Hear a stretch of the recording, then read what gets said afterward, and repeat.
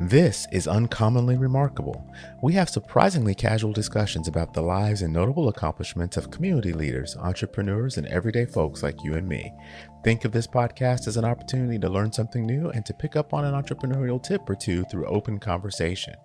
I'm Artis Beatty. I'm a doctor of optometry and the chief medical officer for MyEyeDr OD. Though we will inevitably touch on topics within my area of expertise, the opinions and conversations held here are separate from my work with my eye doctor. Welcome to the show. Today on Uncommonly Remarkable, I'm joined by PJ Glassy, founder of XGYM and creator of a radically different approach to fitness. PJ has taken exercise science, psychology, and years of experimentation to design a 21-minute workout that delivers the results of hours in the gym. We talk about his brain type test, why traditional sets and reps are outdated, his time as a top US tower runner, and the 5 keys to protecting your brain health. This episode is packed with insights for anyone who wants to train smarter, not longer.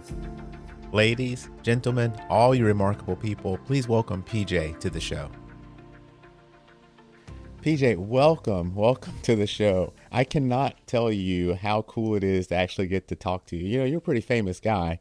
And so when we got the opportunity to have you on the show, I was really excited for it. I think we're going to have a great conversation today. Yeah, thanks. I'm equally excited. The topics on your past podcasts are right up my alley. So we had a lot to talk about, and it's going to be a really fun time. Well, man, you know, we've spent a lot of time over the course of the last several months really honing in on some physical health and mental health. We've talked a little bit about self-improvement, how we can be the best versions of ourselves, all things that I think are within the scope of things that you talk about and really are an expert in. So why don't you tell us a little bit about who you are and what you do today, and we'll kind of go from there. Yeah. Well, I have a gym. It's called the XGYM, XGYM.com, and I've had it since 1998. And so it's been a nice long road, a lot of fun. And I am now the oldest gym in the Pacific Northwest as far as, you know, personal training studios and small group training goes. And it's mainly because I'm stubborn. And so I think, you know, any entrepreneur that makes it past that first year or so, where 90% fail has to be pretty stubborn, because we're all That's optimists. Fair. Yeah. And so we do napkin math, and then we jump into this business, and then we think it's going to turn out even better than our napkin math. And then it's like, oh, it's not turning out like that at all, but I'm going to make it work. And so then we just shift into first gear and grind it out. And it's been great now. You know, we've expanded and moved, and lots of things have happened with us. And now we do a lot of online training, and we do have an app, and we have a brain type test, and there's a lot of different ways we help people now. But it's been a really fun, long journey that has taught me a lot of lessons and a lot of ups and downs. But, you know, that's what makes you better and stronger. Yeah, you know, you're so right about that first year in that time period, right? So, you know, for most of the listeners, know that I am part of a large multi-unit practice, and that practice has grown really over the course of 20 years or so. Podcasting, however, is relatively still new for me, and it takes some dedication and some time, and it's like building your own business when you're doing podcasting. And that first year of, man, I don't even know if I'm doing this right, and how many people are supposed to listen to this thing. I mean, these are all the things that you learn as you're going along. And so I identify with that very, very readily. Oh, yeah. And, people don't realize, you know, they look at people like Howard Schultz of Starbucks, and they just assume he was an overnight billionaire. But they don't know that he had one coffee shop for 15 years before anything took off. And they don't realize that the Beatles played in bars for 14 years before they, and stuff like that. They don't realize the background stuff, but that's real. That's exactly right. And it's a really good point. People pick up where they actually meet the person, right? So when people met the Beatles, most people were seeing them for the first time when they were big, right? And so all that stuff before doesn't matter as much to them as it did to the Beatles themselves. Right. So you made it actually very modest. You have a gym. So talk about XGym a little bit, because I think you're doing some things that are a little bit different than what people typically think about when it comes to fitness and what they do when they work out. Right. And so I think it's very interesting kind of to talk about those differences. It's very different. So we have a workout that takes 21 minutes and it's twice a week. And that 42 minutes a week is equivalent to about 7 hours of traditional training. And it's very non-traditional.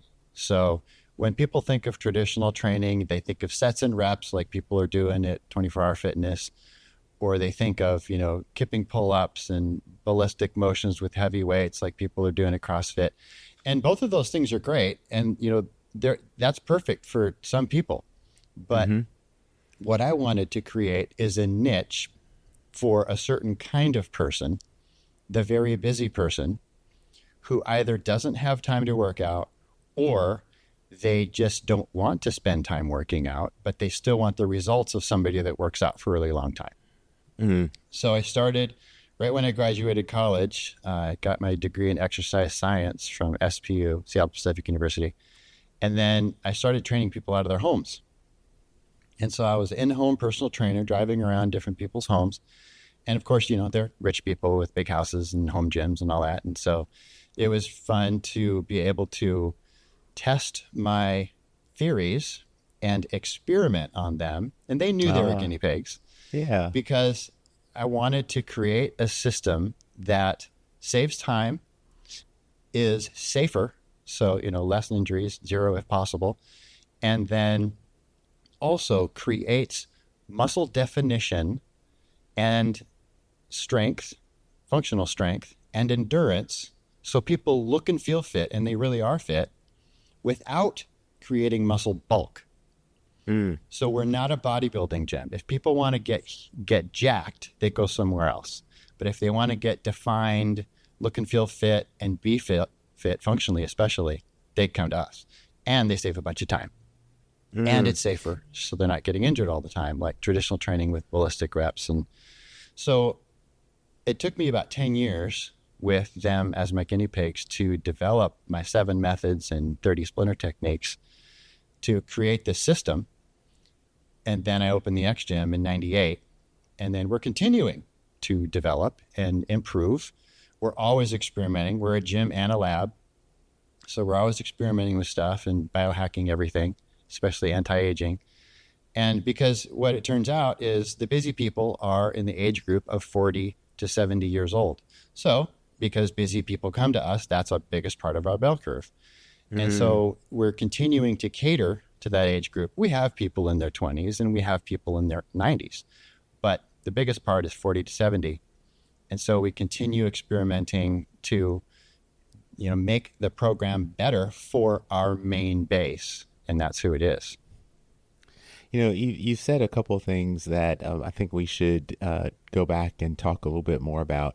One of them is thinking about the time difference between what traditional weightlifting or conditioning would absorb in the schedule versus the 21 minutes twice a week that your program has. And one of the barriers for a lot of people when they're thinking about fitness is trying to find the time that they want to devote to it, right? Yep. And it's always a balance, but there's lots of things during the day that are not necessarily fitness that people both want and need to do. Right. And so the end result is folks kind of pick and choose. These are the things I've got time for. These are the things I don't have time for. And fitness often falls into that I don't have time bucket. Exactly. And it feels like this is an opportunity to kind of get rid of that bucket. So how is it possible for you to get the same amount of work done in such a short time? It's all about time under tension and getting to complete muscle fatigue with time under tension as the tool to get there. So what I mean by time under tension is imagine doing a squat motion that the rep takes 14 seconds. So it's 7 seconds going down. And then there's a pause at the bottom part because that's the hardest part, the best part of the range. And then it takes 7 seconds to come up, but you're only coming up 2/3 of the way up. So you don't get up all the way. You stop while there's still contraction on the muscle. And you continue doing that for 2 minutes. And then at the end of that 2 minutes, then there's extra splinter techniques that we'll do. Maybe it's knees close, knees far. Maybe it's alternate toe taps. It depends on the person. Maybe it's just a weight shift right to left or forward and back. And keep them going for 3 to 3 minutes. So it's kind of like doing Tai Chi, but with weights, light weights, because you can't do heavy weights with my methodology because it's so much time under tension. And then at the end, with the help of time and with the help of our splinter techniques, you get to complete muscle fatigue or failure, where you just can't do it. You just can't go on. And then you need help with some of the splinters that we have to keep going, to get more time under tension and more fatigue. And so the intensity is crazy, but because we're not doing fast, ballistic, snappy reps with heavy weights, it's also really safe. So we can get to that same level of failure intensity, but without the danger along the way. That's remarkable to kind of think about, because I think as I think about more traditional weightlifting, let's think about reps and sets versus say something that's more dynamic like CrossFit. The thought is similar in that you're looking for fatigue and ultimately within 1 or 2 reps of failure to get you to the goal of hypertrophy, right? Yeah. And so you think more about added weight, longer ranges of motion, but you don't always think about the fact that at the end of the range of motion, there's very little actual tension left, right? Because you're either at the end, you're back at the resting spot for just a few fractions of a second. Yeah. And so when people are interested or you're working with people, how do you talk about the differences between the hypertrophy response and the fitness response that this seems like it gets? Because it doesn't seem like they would be the same. Yeah, they're not. So what a lot of people don't realize is traditional training, which is sets and reps, was invented back in 1891 by Eugene Sandow. He was a famous European strongman, came to the U.S. and made a fortune doing strongman competitions and just shows, like circus shows, because he was super strong. He was also really jacked. And he wasn't one of those big, obese, heavy strongmen that did also feats of strength back then. He was ripped and jacked. And so he was getting all the chicks. And men back in the late 1800s were skinny. Obesity wasn't a problem back then, but they wanted to be jacked like Eugene. And so they kept trying to talk him into telling them how he got that way, but he didn't want to because he didn't want other people competing with him. He wanted to keep it a secret. So that was a secret sauce. But they finally bribed him into it. And they said, well, you could sell it and make a bunch of money. So then he started selling his methodology, which was sets and reps. And that's when it was born. And that's what most people are still doing because they don't know that there's anything different than that. And there kind of isn't. And so they will go to the gym on January 1st and, crowd the gym doing Eugene's methods because that's all they know. And they'll either get bored because it takes a really long time because Eugene's methods are perfect for bodybuilders and they should do that. But it takes so much time because there's multiple sets. You're doing 8 to 12 reps and then you're resting a couple minutes and then you're doing another set. You end up doing 5 sets of a certain exercise with rest in between. Just one exercise can take 10 minutes. And so, or more if you're a professional bodybuilder that's literally working out all day, every day. And so ours is one set and it's to complete muscle failure. And research shows that's all you need as long as it's true failure. But we're also doing time under tension, which is endurance. So a normal traditional set takes about 10 seconds and then you rest for a couple of minutes. So you're getting good strength benefits from that, but you're getting no endurance from that. And you're not even getting a very, very high a heart rate spike because it's not long enough to do that. But when you're doing a 3-minute set like we're doing of constant contraction with no rests at all, now we're talking about time under tension where the heart rate spikes because of the time and the intensity and the effort. And because of the constant contraction with no rests in between each contraction, which there's 2 ways traditional training rests. There's a rest between every contraction because momentum at the top gives you a rest because you're going so fast. And all the muscle cell needs is a quarter second to refuel. So they're refueling between every rep, and then they're resting 2 minutes or more between every set. And so that's why it's good for strength, but lousy for endurance. But if you're constantly contracting, it's good for endurance. And at the end, when we fail, it's good for strength. So that's how we get both. I see. Now, what the muscle cell is trying to do is it will get bigger because it wants more tensile strength if it's a strength experience for the muscle cell. But if it's an endurance experience for the muscle cell wants to get smaller to bring the capillaries closer to the nucleus to be more efficient for endurance stuff. So since we're doing both, the muscle does neither. It doesn't get bigger in circumference and it doesn't get smaller in circumference, and it just gets denser. And so what it's still putting down the same proteins that a bodybuilder would, but in a smaller space. So the muscles become way more toned, and people are burning fat because they're adding muscle mass as far as weight goes without adding muscle girth. So our people get super dense muscles. So it's not the big, huge, puffy muscles like a bodybuilder. It's defined, dense muscles like a fitness person. But they're as strong as somebody that's bigger. So that our people are always stronger than they look, but they just look fit. They don't look like they can lift a ton, but they just look fit, like they could go forever, and also strong because of the tone and the definition. But then when they are asked to lift a bunch, they can. That sounds like the best of all worlds, right? Not just both, all. In that, because, and it goes back to you mentioned functional fitness, and that really does seem like that's a highly functional way to exist. If you've got endurance or stamina, you've got strength to go along with it, you're not carrying a lot of extra bulk to get there, then it means that you should be able to do most real things in life and do them pretty well. Right. Yeah. And CrossFit is kind of in between traditional and us, because you can get some pretty good size at CrossFit.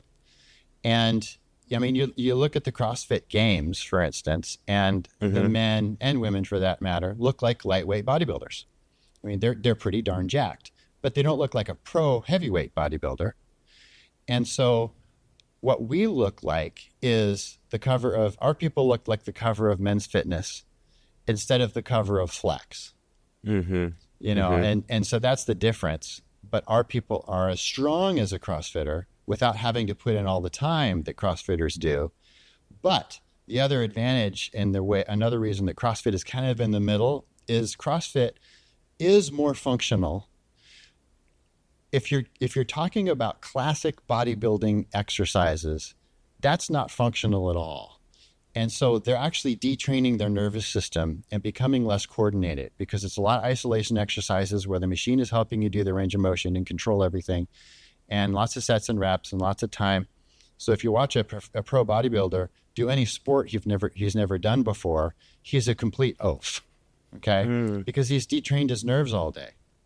I'm not trying to diss anybody. I'm just stating fact. Yeah. A CrossFitter is going to be able to pick up sports pretty easy because that's a lot more functional. They're doing a lot of free motion stuff. They don't use machines. They're using free weights and their own body and all that kind of stuff, which is very functional. But because it's doing a lot of ballistic motions, snappy motions, it can be dangerous. And so ours is very functional. We're not using machines. We're using body weight stuff, elastic resistance, light weights, and a lot of our own inventions that we've come up with since '98. And so it's functional like CrossFit, but it's a lot safer and it takes way less time. And a lot more endurance along with the functional fitness, and then strength because of the complete muscle fatigue. So if I were then to walk into an XGYM, how would it look compared to, say, the traditional membership gym, as far as equipment or the types of things that would be there? It has a lot of our own inventions, and you would also see a bunch of ropes hanging from the ceiling that have handles on them because we do a lot of suspension training. So you're probably familiar with the TRX system that has the straps and, the adjustment buckles and handles and loops and things for hands and feet and doing body suspension training things. Ours are an innovation on that. They're made out of a climbing rope, and instead of buckles to adjust the height of the handles, they just have prusik knots that are tied to, which is a climbing knot, which is tied to the handles and the loops that we use for hands and feet. So the climbing rope has a little bit of give to it because it's a little stretchy, and then the handles are a lot more functional for hands and feet. And the prusik knots make it really easy to slide it up and down the rope really quick for different height adjustments. So it's kind of the same. It's just, better system for the handles and then the rope and all that stuff adds layers of safety because of the elastic nature that just make it more safer and more functional. And then, so that's one example. Another example is you'll see our quadra slides on the wall that are padded. It's a curved pad that follows the exact curve of your spine. So you stand back against that and you put your feet out in front away from the wall. So they're a little bit out in front. And then you are slowly sliding up and down the wall, or whatever method that we're using, because only one of our methods is super slow motion. But so you're controlling motion, no matter the method on that, and it's on a linear bearing. So it does help guide you so you don't fall over right to left. But it's essentially a closed chain exercise, but now you're getting your quads and your glutes with our time under tension, just like you would in a squat, but without the danger of the knee part and without the danger of the low back part, because you don't have a big heavy barbell on your neck leaning forward with all that weight. So it just takes all the danger out of it, but still gets the quads and the glutes in the same way. And that's just two examples. Cool. We also have an extreme machine that's my favorite, and that's where it starts with X, of course. Yeah, XGYM X. So X, and then people scream when they use it. So we called it the Extreme machine instead of extreme. And then what that is a standard cable machine with the arms that go out, where you can take them up and down, or you can forward and back, and the cable comes out of that, so you can do lots of different exercise on it. But instead of a weight stack in the machine, it's an electric winch, and the trainer has the remote on the winch to control the direction and the speed. Oh, that's cool. Yeah, so the client is just pulling as hard as they can. They don't have to think about anything but pulling as hard as they can. And the trainer's in control of the winch, so if the form is crappy, they just stop. And they go, all right, stop, keep pulling, but stop. Now we're going to correct your spine or whatever it is that you're doing wrong. And then we can keep going. And so then because it's necessarily 100% contraction 100% of the time with no easy part in the range. That's a kind of a hack on top of our hack, where it takes like a minute and a half to get to complete muscle failure. And it feels like 10 sets of traditional training, whatever exercise you're doing. Man, that first of all, I don't know that I want to do that machine. Part of me wants to do it because, it's called the screen machine. The other part's like, I don't know about doing this. So that's pretty amazing. It's all really a very interesting concept, and it feels like you've taken a combination of real world experience and kind of the educational knowledge that you had, and kind of put those things together into inventing a not only a concept, but ways to fulfill that invention. Right. And is that something that just appeals to you, just kind of thinking differently out of the box? Are you a curious kind of guy? Yes. I got in a lot of trouble in school because I asked way too many questions. but I've always been curious and I've always been super skeptical. So I don't believe anybody, including myself. And I just question everything and then want to come up with something better and, be a disruptor, but in a very scientific way, because, and the stuff that we do at XGYM, the reason it took 10 years to develop my methods because of the scientific process that I would do it. I'd come up with a great idea. I think it was the best idea in the whole world because, I'm an optimist entrepreneur. So that's how we think. So I come up with some idea and then I try it on myself first. And then if it works on me, but it usually doesn't. 90% of the ideas that I come up with that I think are just going to change the world are horrible ideas. Because when I try it myself and it fails, or I try it myself and it works, but it doesn't work on friends and family because they're the next phase. Got it. Or if it passes that phase and then it works on my trainers, great. But sometimes it fails in that phase. And then the next phase is longtime members that have been with me for a really long time that like doing new stuff. And they know we're kind of the lab and they think it's fun. And it is. And so then if it makes it through all of those layers, then we decide, is it better than what we have? Could it replace one of our methods or splinter techniques? Or is it the same?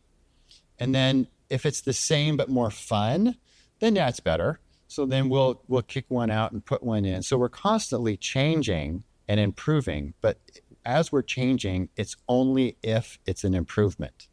So we look different than we did in 1998. The gym looks different and we do things differently, but it's just better. And in another 20 years, I don't know what it'll look like, but it's going to be better and it's going to be really cool. That's pretty awesome. But you didn't start out though, in exercise. You started, I think, in thinking about psychology, right? Yeah, psych. And so you, what made the change? Like, how did you go from thinking about how people think about things to physically also helping those people? Yeah, I started SPU as a psych major, thinking I was going to become a psychologist and do counseling and all that kind of stuff because, I had a knack for it just with my friends and other people all through school. And it was fun for me. But I also thought fitness was really fun. I started that in my freshman year of high school because I was a skinny guy and I didn't want to be skinny anymore. And so that fixed it. And I just really liked working out. And so I had two passions. And then as I was doing all the psychology classes, it started to dawn on me that maybe I don't want to sit around and listen to people's problems all day. And I'm sure that I would make more money as a psychologist than a fitness trainer, but I think I'd be happier as a fitness trainer. And so I switched over my senior year, which kept me there an extra year, but it's okay. And then I graduated with exercise science, but have a lot of psychology training under my belt. And health and fitness is huge into psychology. And so I still continued research and interest in psychology and used it in my training with my clients and guinea pigs. So there's a lot of psychology built into this, including coaching people through getting to complete muscle fatigue because it's hard. So coping mechanisms and things like that, we have a lot of those that we do. And even over the years, I developed my own brain type test to find out which brain type my people are. And then I can now talk to them in their language based on their brain wiring. Because the biggest problem you see is traditional trainers out there giving their clients nutrition or health advice that doesn't work for them, but it works for the trainer. The trainer has found out what works for them kind of by accident over time, trying different things. And they assume now that all that stuff is going to work for everybody else. So they give that advice to their client and there's different brain types. So there's an 80% chance their client is going to come back to them and say, hey, I don't know what's wrong with me. I just can't do what you told me to do. Then the trainer says, well, just suck it up and have more willpower. But The problem is it didn't make sense to the client's brain. Yeah. And so over the years, I wanted to hack into that. And it took me 5 years of, intensive study and trial and error with, friends and family, and same process. But then I came up with the brain type test, where I can figure out which of the 16 brain types someone is. And then I can give them advice customed to their wiring that will make sense to them, and advice and tips and tricks and hacks and brain training techniques to actually change their brain and rewire it based on what's going to work for their unique brain wiring.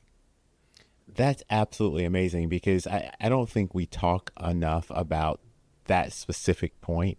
Yeah. In that you're exactly right.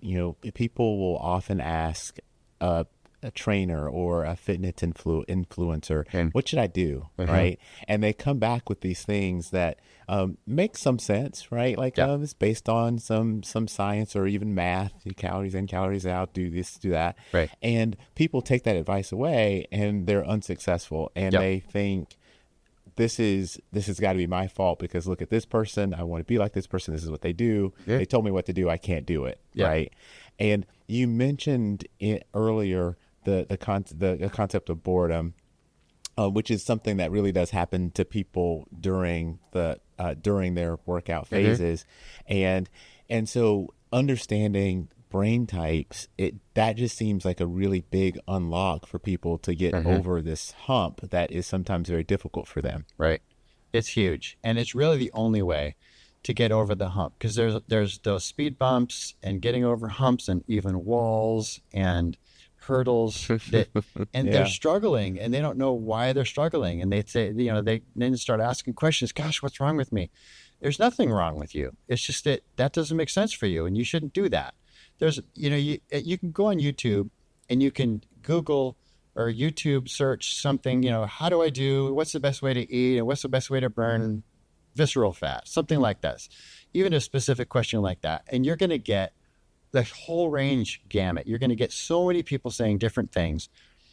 And there's going to be a common thread or two, but there's going to be vastly different advice between people. And you're, well, how do I figure out how do I disseminate all this information? How do I figure out what's really going to work for me?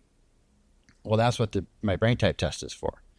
So it boils it down, and it saves a whole bunch of time to figure out their wiring, and then specifically what's going to make sense to them as far as goals, motivation, nutrition, hurdles, roadblocks, overcoming, issues that may make them quit or give up, and all that kind of stuff. I think that this is one of those things that is just extremely interesting to me in particular, because, you hear this debate sometimes around motivation versus consistency, right? Yeah. And some of that is setting a goal and looking to achieve that goal. Some of it is the journey to get to the goal, and you're kind of thinking about establishing lifestyle habits kind of versus doing something because you think it's going to achieve the thing you want, right? And so when you start to think about all of those things, particularly the motivation versus consistency piece, like how do you think about it, and how do you start to have those discussions? Because a lot of people, I would imagine, as they're starting their journey, have to try to establish real life, real reasons that they're going to continue to train. Yeah. So it's really about discipline more than motivation, and forming habits and routines based on discipline. And it doesn't take much to get started. I tell everybody, start small. But it's not about motivation. Anybody can get motivated. You can go to a Tony Robbins seminar and get motivated, and that will probably last for a day or two, where you're really fired up and blah, blah, blah. Or you can go to the gym on January 1st, and maybe you listened to Tony Robbins and got fired up about fitness, and now you're on fire. And January 2nd, you're still on fire. And January 3rd, you're starting to become a little bit disillusioned. And January 4th, gosh, this is taking and the motivation is worn off. So it's really about writing down your goals, writing down your why, posting it, and then starting small. So if somebody says, well, I want to get fit, why? Well, I want to look better. Why? Well, because, I want to be more attractive to dating or to my wife. Why? And then you keep asking why until you ran out of answers, and there's your why. So you post that, and then you start by walking around your house. And you make that a daily habit. No exceptions. You just do it because that's what discipline is. But it's easy to walk around your house every day. And even if it's pouring down rain, you just take an umbrella and you walk around your house. And then when that gets easy and boring, you walk around the block and you do it every single day.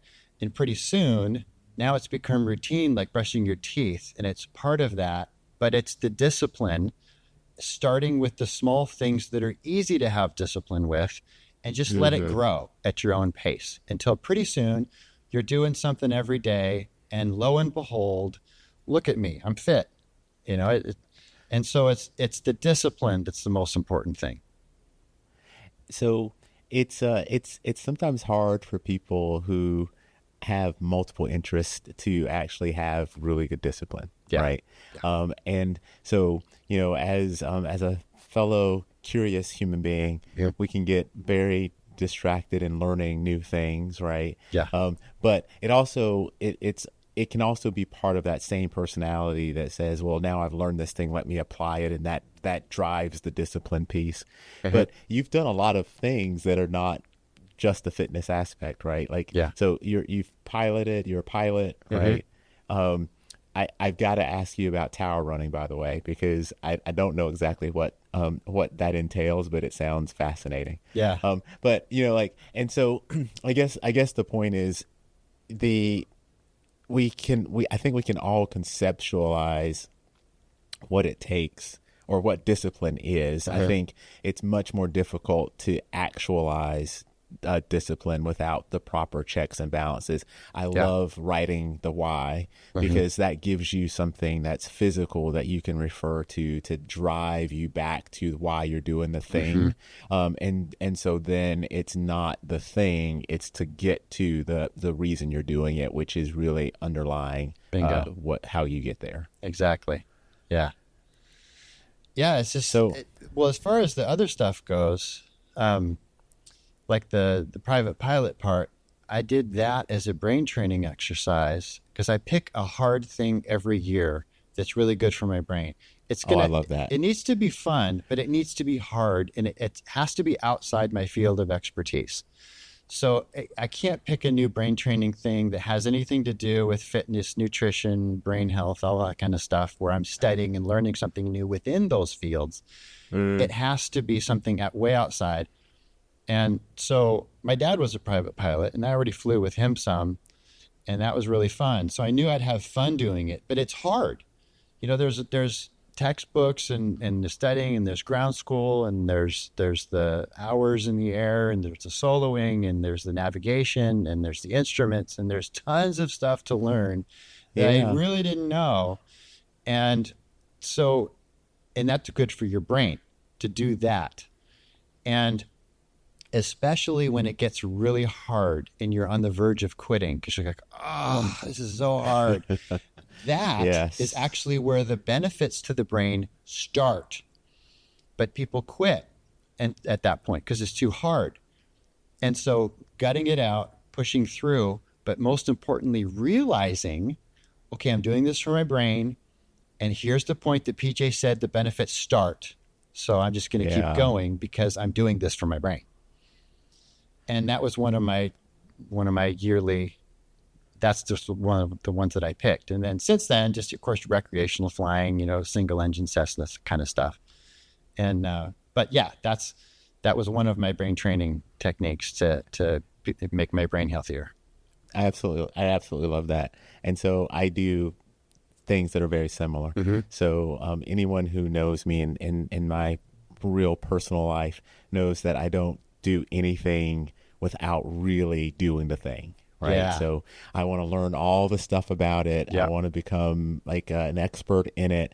And you're right, like you pick that thing, and sometimes it gets really hard Yep. because you're thinking of all the things that you've got to learn around it. But Yep. then when you master it, you've mastered it, and now you can do a new thing. And Yes. so I totally appreciate that you Yes. do that. You Yes. know, that and brain health is one of those things where I think people take brain health for Hmm. granted until they've actually got brain health symptoms themselves, Yep. or they have a loved one that does, Yep. right? Right. And so keeping yourself mentally sharp Hmm. is one of those things that is extremely important. Hmm. And we didn't talk about biohacking, but there's a lot of research out there about just this topic, and like some of the things that are maybe important or influential to continued brain health. I mean, Hmm. we're hearing a lot now about creatine and the amount of creatine that Hmm. could be a good amount to use in order to keep brain health Hmm. where it should be. But talk to me a little bit about, since we were talking about your clients, are there things that you recommend for them to be thinking about in that 40 to 70 year range, physically or for their brain health that you think are good ideas? Oh gosh, yes.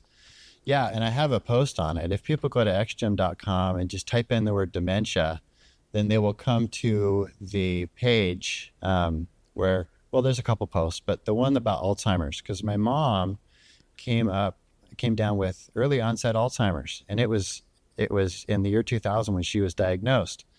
And so back then, we didn't really know enough to help people with Alzheimer's, and so she passed in 2005. But Oh, sorry for yeah, your loss. thanks. But I never stopped studying it. And since then, I've learned that it can not only be slowed down, but stopped and even prevented or reversed. And Mm, so it's amazing how fast the knowledge has improved. And there's dozens of things that you can do to reverse it and prevent it. And all. I boiled it down to my top five okay. for people to be able, just to make it simple. And the first one is oxygen to the brain. So Mm. that is important because oxygen is amazing for brain health. And it's the number one thing, far and away, way better. It's number two is a distant second. Number two is nutrition. Of course, you got to eat right and do the right kind of foods and omega-3s and all that kind of stuff. And then sleep. You got to get good sleep and quality sleep and enough sleep. And then relationships, really good quality, close relationships are huge.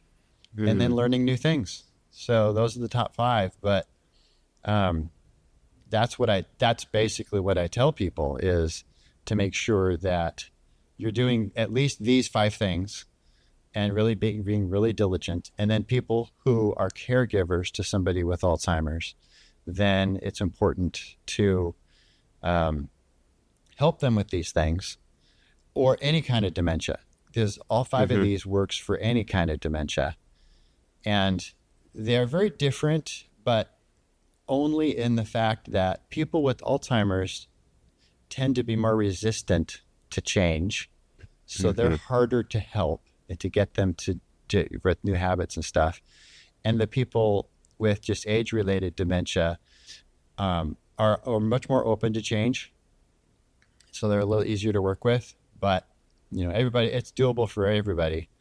And those are the things that I typically recommend because a lot of people do ask, they don't have dementia, but Yeah. they don't want to get it. And so, No. what do I do? Well, here's a post. Let's start with these five things. Well, I will try to link directly to that from the blog post in the Mhm. description of the episode, so people can actually take a peek at that. Yeah. So, so now my curiosity is around this tower running thing. Yeah. So, can you explain what tower running is? And Mhm. from what I understand, you're like a big deal, like a tower running champ when it comes to this. Well, yeah. So I did tower running competitively for a decade. And Wow. in that time, I was in the top five or the top 10 for 5 of those 10 years, top 10 in the US. And because I was able to biohack and exercise hack and method hack how to do it most efficiently, as an exercise scientist, it was easy for me.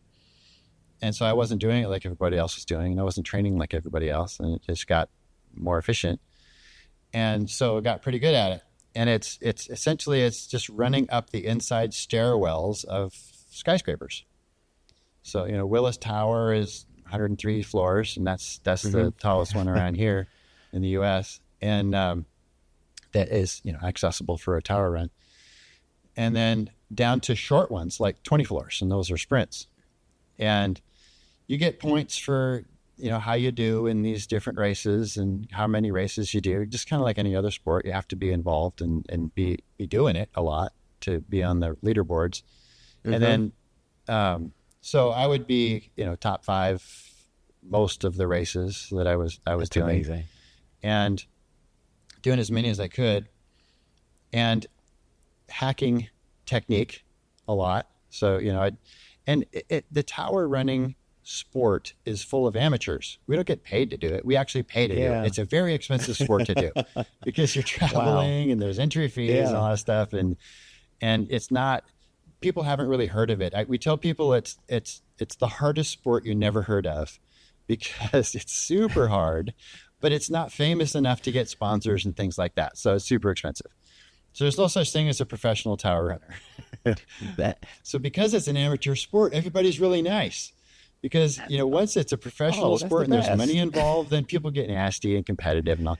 But people are nice. So we're sharing, techniques and stories and tips and tricks and stuff like that, and helping each other get better and encouraging each other on. So it's a super fun sport. And wow. Yeah. I've never heard of tower running, but do you know that I travel a lot for work. I'm on the road quite a bit, and my backup plan is always to climb the stairwells in hotels. Yep. So, if you're in a 50-story hotel, you've got a very nice stairwell that you can climb. And so I will do that if I can't do anything else. So who knew there were people who were paying money to do that very fast? So. Yes, exactly. And another reason I chose it is because not just for the intensity and how hard it is, but also because how safe it is on the knees. Because when you're going up, it's super low impact. Yeah. When you're going down, it's high impact. But when you're doing tower running, you actually take the elevator down. So you're only up with this sport. So it's a very low impact sport, very safe, but very hard. And so just pro tip for you, when you're doing these, take the elevator to the highest floor of the hotel that you can access. Then you go to the stair. First of all, you pick the stairwell you want to climb up. So you go down and you find maybe it's on your floor, or maybe it's down at the bottom. Pick an accessible stairwell and notice what number it says on the wall, which stairwell it is. Then take the elevator to the top and then go find that stairwell. And then it's best if you have someone on the other side to make sure it doesn't close and lock shut. But then, or if it does, if you don't have somebody, just open the door, get inside the stairwell and see if the knob works. Because sometimes the stairwells will lock shut. Yes. And then if it does, great, you can get out. If it doesn't, then you take some masking, or you take some duct tape and you tape it open, and then you take the elevator back down. And now you get to go up, and you can go out that door and take the elevator down as many times up, elevator down as you want, which is amazing workout without the impact on your joints. I love it. I love it. So, I really am interested in just how you were able to go from the one gym with a client list to more than one gym and growing a client list, because it sounds like you have an amazing technique, right? And but there's a lot of things along the way that drive you from experimenting with people in their home gyms to having a gym to having more than one gym and hundreds of people doing the program.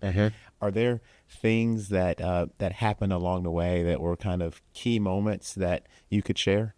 Yeah. Well, first of all, I was up to 3 gyms, and that was great. But then life drama, divorce, splitting up the gyms, all that kind of stuff.